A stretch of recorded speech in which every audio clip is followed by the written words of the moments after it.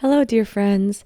In today's video I'll be doing a digital painting of a Nebula girl fantasy style portrait using the Simbans PicassoTabXL, which I'll be demoing and reviewing as well.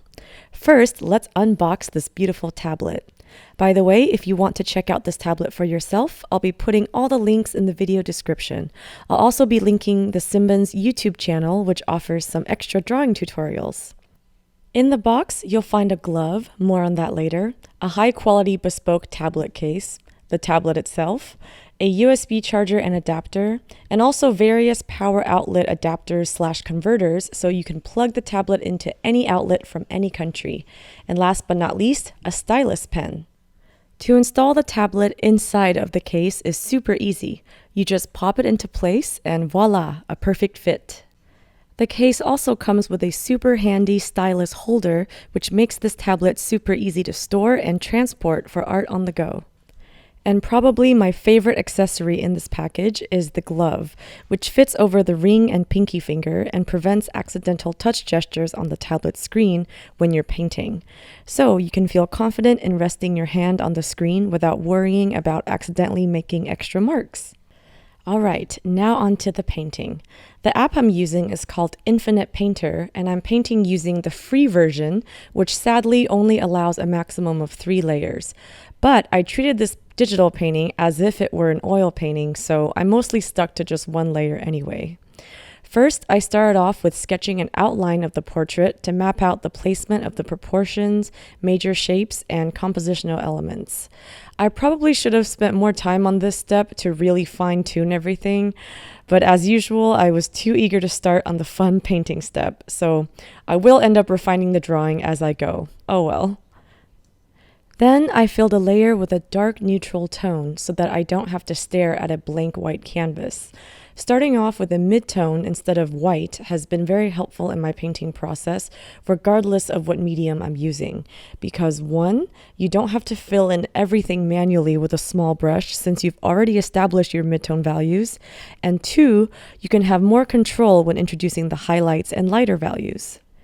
In these beginning steps, I don't want to worry about colors yet because I want to solely focus on establishing the value range and getting those lights, midtones, and shadows in correctly to sculpt the form.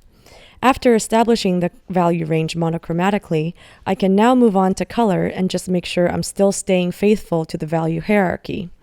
So let's say I want to add a pop of blue to a certain shadowy area. I have to make sure the blue is just as dark as the monochromatic value underneath. Or if I want to add a touch of peach color to a lighter part of the face, I want to make sure that peach color isn't brighter than the monochromatic tone I had already established. In class, we often break down the painting process into separate parts to make the entire journey easier and to avoid too much cognitive overload. When doing the drawing to get the basic proportions and composition blocked in, we don't want to worry about lights and shadows yet. When we want to focus on establishing the lights and shadows and values, we don't want to worry about colors. And when we move on to colors, we don't want to have to worry about values. Separating the steps in order to focus on one thing at a time helps simplify the painting process so that we don't become too overwhelmed with worrying about proportions and values and colors all at once. I also really want to sincerely apologize for the shaky footage during some parts of this time lapse. And this is my one piece of critical feedback about the Infinite Painter app, unrelated to the tablet itself.